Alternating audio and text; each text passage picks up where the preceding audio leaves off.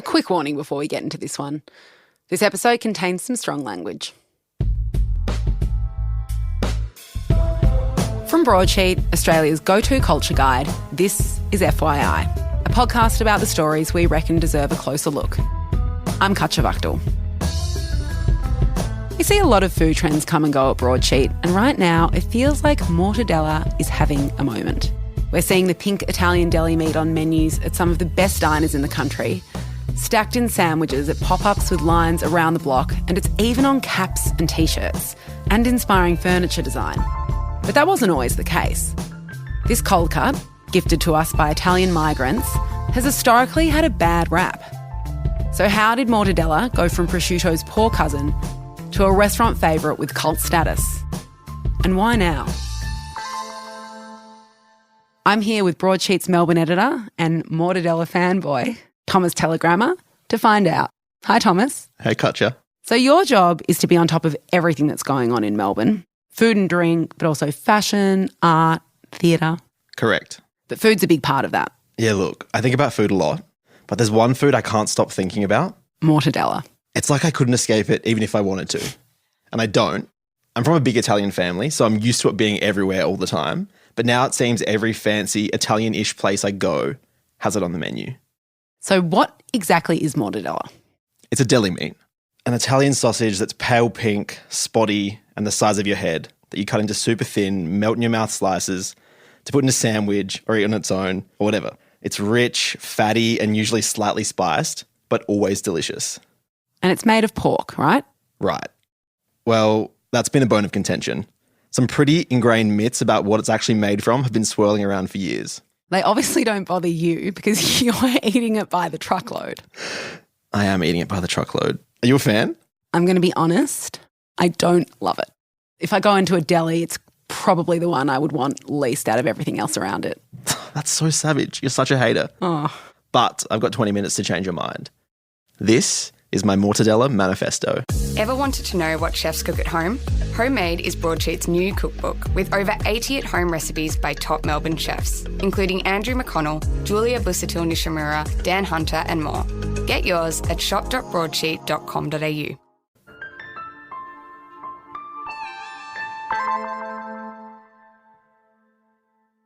Many kids of first-generation migrants have a similar story of having to explain to the kids at school what exactly was in their lunchbox.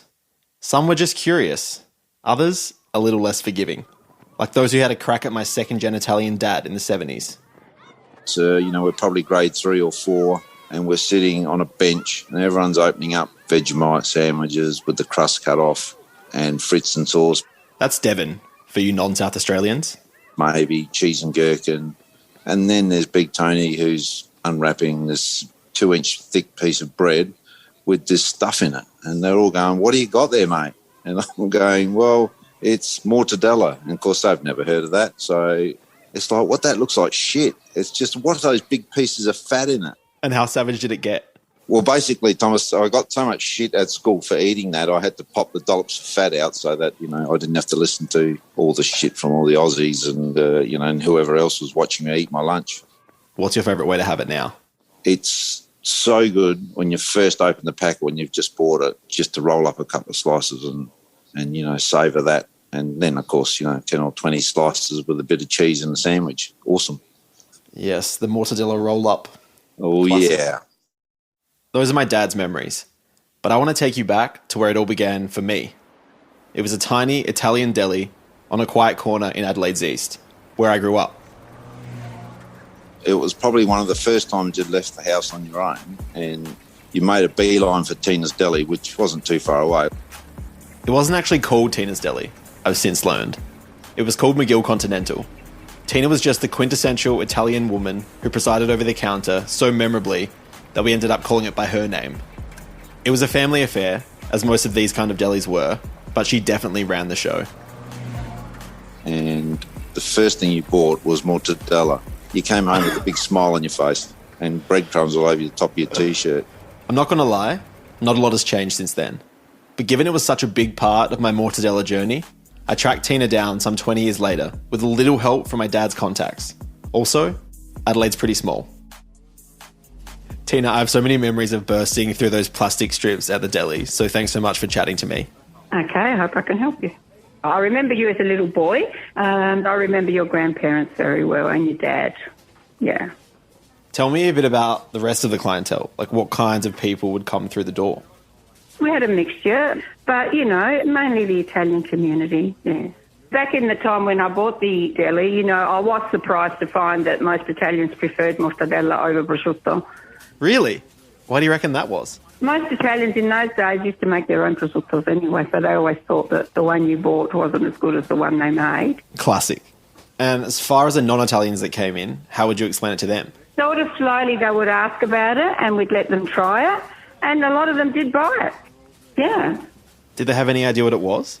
No. Okay. What about the Italians? Well, they used to joke about it all the time. They used to say, fatto di cavallo, carne di cavallo. And what does that mean? Horse's meat, made from horse's meat. Of course, but they still bought it, right? Yeah, they loved it. They loved it. I get it. So what brands of mortadella were you stocking back in the day? Well, we had two brands. One was Bisogna and one was Bertocci, and in our shop, Bertocci was most popular. It wasn't as strong flavoured as the Bisogna, but it depended on what people's different tastes were. Both very nice. For some, mortadella is just a blip in their primary school lunchbox. But it's so much more than that. Mortadella has become so revered that not only is it served at top restaurants, it's emblazoned on caps, t-shirts and prints. That's right, there's a whole cottage industry devoted to mortadella merch. There's a spot called Mortadelli on Victoria's Surf Coast, and a design company called Mortadello Terrazzo. And you can even buy DIY kits to make the sausage at home.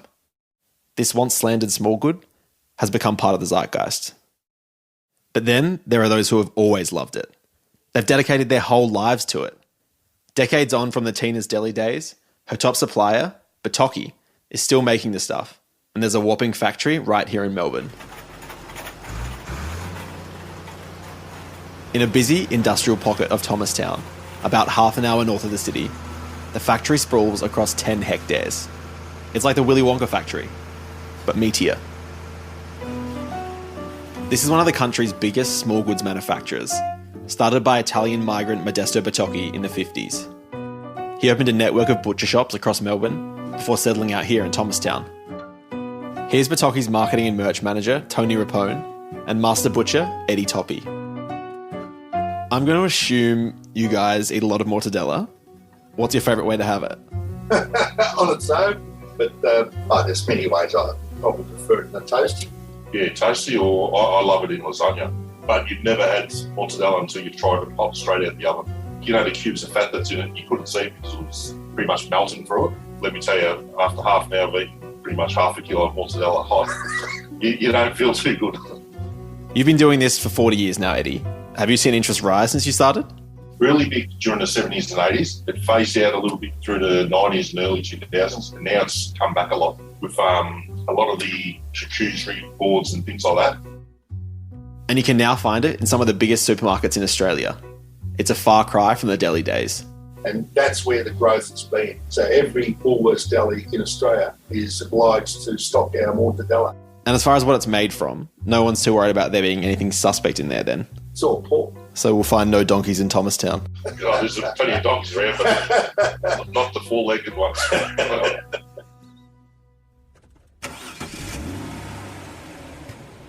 On that note, we're leaving the big Bertocci operation in the outer north in search of the small batch stuff in the inner north. Because I still don't really know how the sausage is made, or, if I'm honest, what exactly the sausage actually is. I'm going to Troy Wheeler, co-owner of top Melbourne butcher Meatsmith, for some answers. Mate, welcome. I feel like a lot of people love mortadella, but they don't really have any idea what it is. So what is it? A super finely minced pork sausage. It's the king of the sausages. It's, that really big, round, delicious, buttery, cold cut that goes perfect with everything. When you ask any butcher how they make mortadella, they'll tell you it's all about emulsification, which sounds terrifying. So I got Troy to break it down. Emulsification is when you process the meat. So you put it through like a bowl cutter or a food processor, and you blend it until it gets to a really fine paste. So it's like this really sticky, fine paste, like a little farce or a mousse or something. And so when it's cooked from that stage, it goes really fluffy in texture. How similar is it to sort of the Devon's, chicken loaves, Fritz's of the world? So there is a technique that they refer to in Germany, and it's called a brat. So a brat is that business's specialty mix. So it's base mix of something. So if you think about Devon and Mortadella or Strasbourg, they're almost the same mix, but some have been taken further through an emulsification and minced even finer, and then others have been left in that coarser texture. So I think once you've got that fundamental brat sorted out, you can make all of these different types of sausages. So that reputation it's got for being a bad quality small good isn't quite right? Well, yeah, that's right. I think there's a stigma around mortadella and there being like a cheap and nasty byproduct and meat. And in my opinion, I don't think it is. I think if treated with care and respect and made with skill, I think it's just as delicious as a lot of other small goods and charcuterie that you can get. If we're talking like flavour, texture, mouthfeel, how do you like describe the difference between like that good and quote unquote bad? Well, I think like that really hard, dense mouthfeel of that one that potentially isn't as good as something that's light and fluffy and like buttery in your mouth, like coats your mouth with fat and like leaves you salivating for a little bit more because it's like perfectly seasoned and delicious. Okay, I'm salivating. How much of this stuff are you actually selling? We make approximately 150 to 200 kilos of mortadella a week. That's a lot of mortadella. It's pretty versatile. Probably last year, more restaurants were using mortadella than ever before. Broadsheet's cookbook range includes more than 300 recipes from the country's top restaurants and cafes, so you can recreate the best of the best at home. And they're just $49.95 each.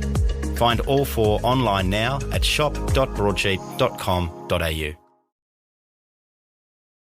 This goes way beyond Melbourne. The mortadella renaissance is nationwide. And now we're heading to Sydney to talk to a man arguably at the forefront of it all, Luke Powell of pioneering deli and restaurant LP's Quality Meats. The name says it all. He's one of the city's biggest names in butchery. Pretty much everyone I've spoken to about this topic has mentioned you in some capacity. Okay. What do you make of people putting you, as some sort of face of this boom? Have you seen that pink mortadella guy?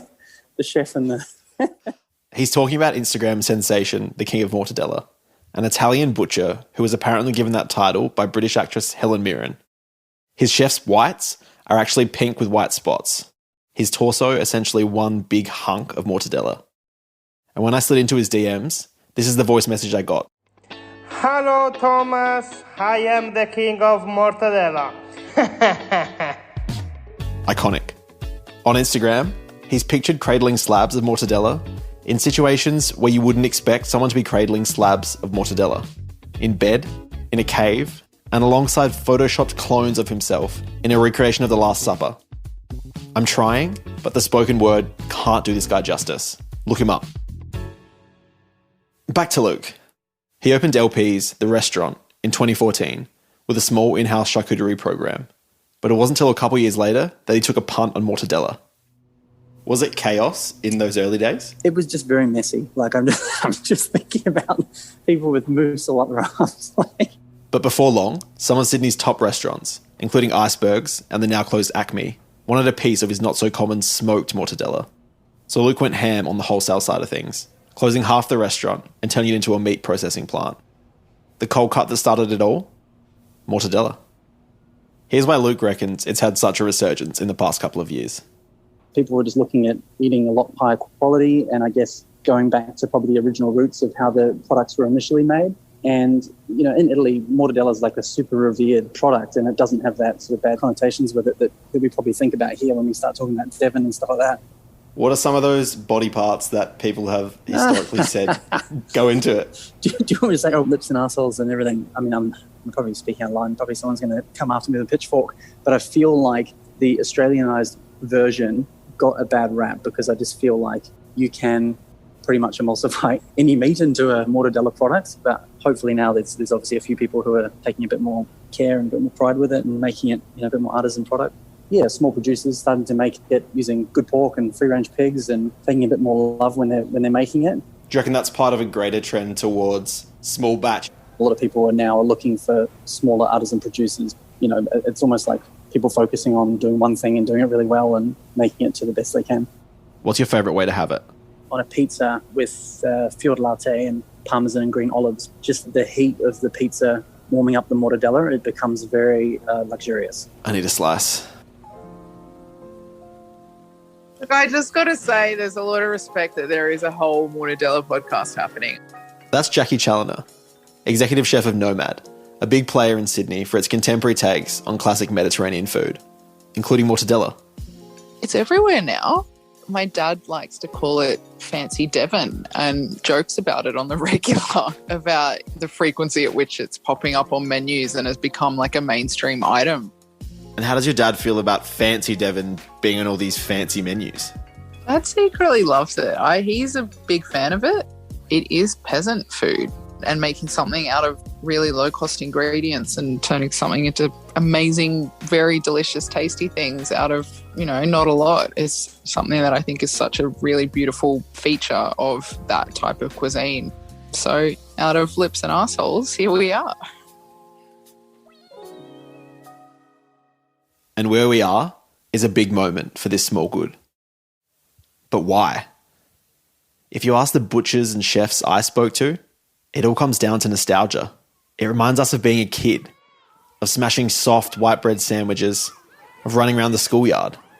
Whether it was mortadella or Devon or chicken loaf or whatever, a lot of us have those memories. I think nostalgia is what drives and shapes a lot of what most chefs put on their menus. If there's a memory or a story or there's genuine love behind it, then I think that is what makes such a huge difference in a finished product. So many kids have a tie to that growing up. How cool is it to turn around and see epic chefs making something that once was just really shitty ingredients turn into something really made super well with great quality ingredients.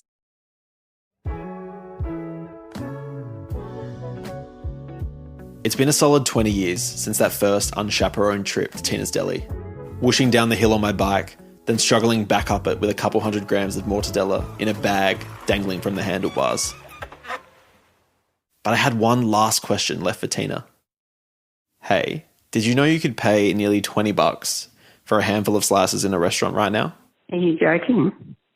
Well, when we first bought our shop, it was, I think, $5.95 a kilo. Would you pay $20 for a little plate of it? Absolutely not. No. No. Why, have you, Thomas? Of course I have. Okay, well, you must love it. I really do. And now, everyone else is getting around it too.